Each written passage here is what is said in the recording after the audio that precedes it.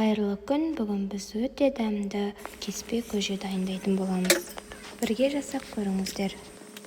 Ол үшін бізге қажетті өнімдер: етті 4 бұрыштап турап аламыз. Одан соң картошкамызды, болгар бұрышымызды осылай майдалап турасақ, тағамда өте әдемі көрінеді. Пиязымызды турап аламыз, және сәбізімізді жұқалап турасаңыздар болады, немесе осылай үккіштен өткізсеңіздер сорпада әдемі көрінетін болады. Қызанағымызды турап аламыз. Енді қызып тұрған қазанымызға сұйық майымызды құйып, етімізден бастап қуырып бастаймыз. Етімізді, ары қарай басқа да өнімдерімізді осылай біртіндеп салып, жақсылап қуырып аламыз.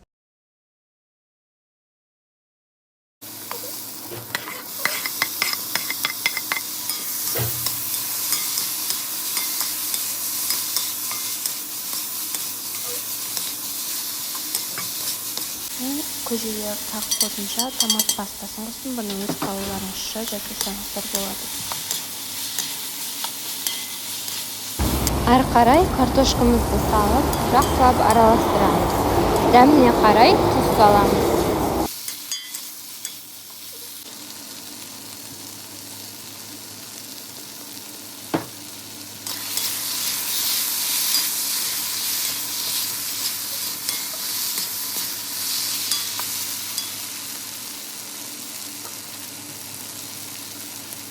Жақсылап қуырып болғаннан соң 2-2,5 литр су құямыз.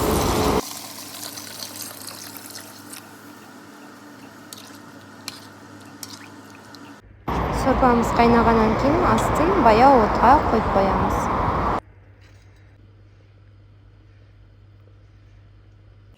Келесі қамырын дайындайтын боламыз. Ол үшін бізге 2 жұмыртқа, 1 шай қасықтың жартысындай тұз қажет болады, және 200 грамм ұн қосамыз.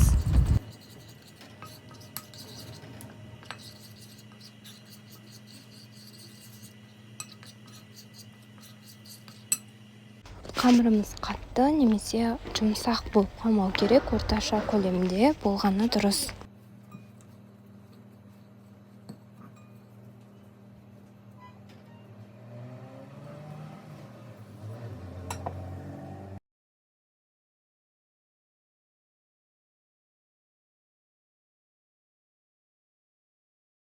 Қамырымызды жұқалап жайып алып, оны қолмен жіңішкелеп турап шығамыз.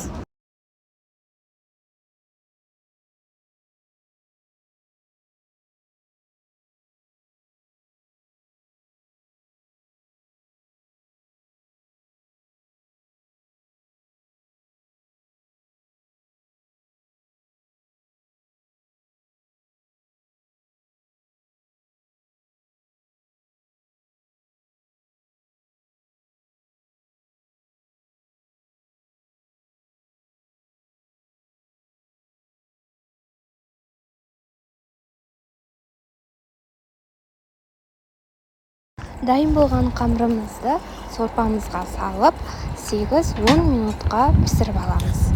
Кеспе көжеміз дайын, жасап көріңіздер. Каналға тіркелуді ұмытпаңыздар.